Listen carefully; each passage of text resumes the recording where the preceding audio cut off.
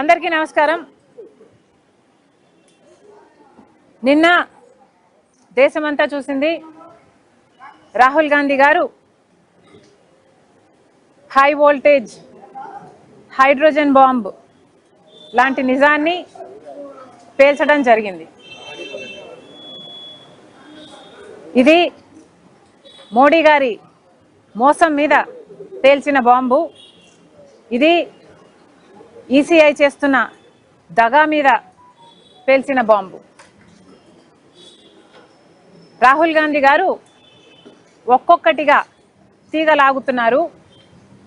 దాంతో కర్ణాటకలో, మహారాష్ట్రలో నిన్న హర్యానాలో జరిగిన ఈసీఐ చేసిన మోసాన్ని దేశం ముందు బయటపెట్టారు. నిన్న చాలా వివరంగా రాహుల్ గాంధీ గారు ఒక ప్రెజెంటేషన్ని దేశ ప్రజల ముందర పెట్టడం జరిగింది. దాంట్లో హర్యానాలో 25 లక్షల ఓట్లని ఈసీఐ బీజేపీకి అనుకూలంగా అవుట్కమ్ మారడానికి ఒక దగా చేసినట్టు రాహుల్ గాంధీ గారు దేశం ముందు ఈ నగ్న సత్యాన్ని పెట్టడం జరిగింది. 25 లక్షల దొంగ ఓట్లు అంటే హర్యానాలో మొత్తం ఉన్నదే 2 కోట్ల ఓట్లయితే దాంట్లో 25 లక్షల ఓట్లు దొంగ ఓట్లే. అంటే 8 మంది ఓటర్లకు ఒక ఓటు దొంగ ఓటు. ఎంత ఆశ్చర్యం! అసలు హర్యానాలో పోల్ అయింది బీజేపీకి, కాంగ్రెస్ పార్టీకి ఓట్ షేర్ చూసుకుంటే రెండిటికి పెద్ద తేడా లేదు. బీజేపీ పార్టీకి 55,48,000 చిల్లర ఓట్లు పోల్ అయితే కాంగ్రెస్ పార్టీకి పోల్ అయ్యింది 54,30,000 చిల్లర. అంటే కేవలం 1,18,000 కేవలం 1,18,000 ఓట్ల తేడాతో హర్యానాలో బీజేపీ అధికారంలోకి రావటం జరిగింది. అంటే వీళ్ళు దొంగ ఓట్లుగా 25 లక్షల ఓట్లు చేర్చారు.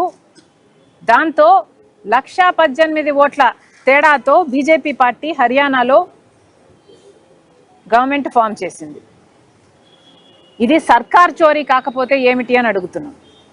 నిజంగానే 25 లక్షల దొంగ ఓట్లను చేరుస్తే 1,18,000 ఓట్లతో బీజేపీ పార్టీ అధికారాన్ని చేజిక్కించుకుంది.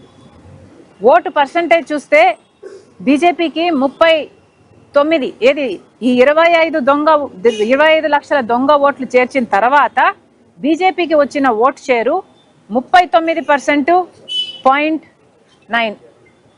కాంగ్రెస్ పార్టీ ఇండియా కూటమికి వచ్చింది, ఒక కాంగ్రెస్ పార్టీకే వచ్చింది 39.1 ఏమో.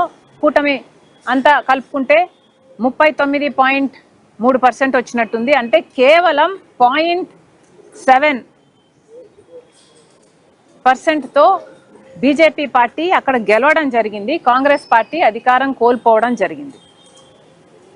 అంటే ఈ 25 లక్షల దొంగ ఓట్లను చేర్చకపోయినుంటే కాంగ్రెస్ పార్టీ చాలా సులువుగా హర్యానా ఎలక్షన్ను స్వీప్ చేసేది, సర్కార్ను ఫామ్ చేసేది.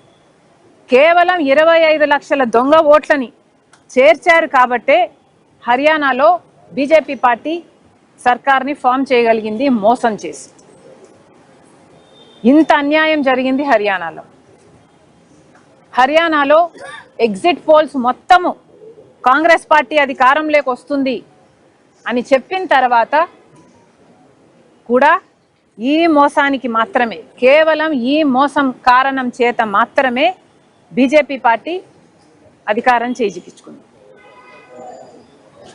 ఇది మన దేశంలో జరుగుతున్న వాస్తవ పరిస్థితి.